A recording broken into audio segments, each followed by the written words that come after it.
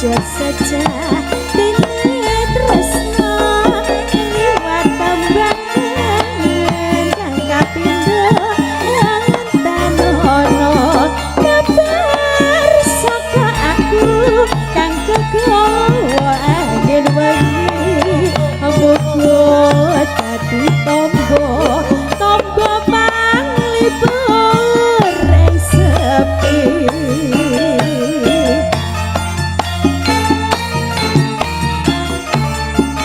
Iki sebesar paling aturaken sugeng dalu sugeng rawuh dumateng para bapak ibu ing atapen rawuh. Ayo nggih matur nuwun.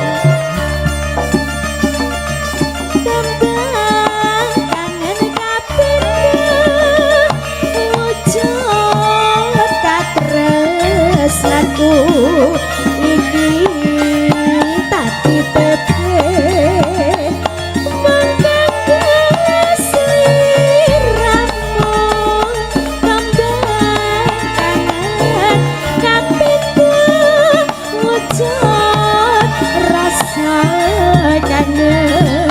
datang bisa lali ono angen-angen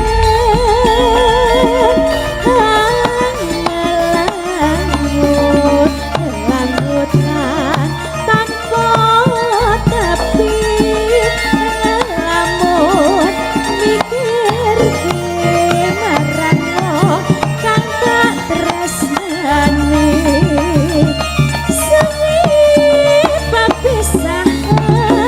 muga enggal ketemu ratian ono tembang tak tulis kanggo sliramu. Oh birawa Rangga Pratama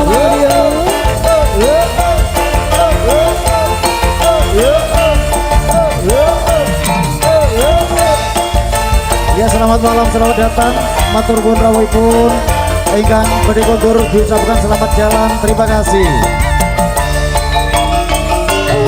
Dan grimes sing wayahe wangi langsung gelake anggonku marang sirane sanadyan tak atur rasa kangen sesandingan sumeng dari hati omongan lamun kelingan tak ditekel wujud sejati tresno liwat tembangan kang kapindo enten ono kabar saka aku kang keguwen wengi muga dadi tombo panglipur ing sepi.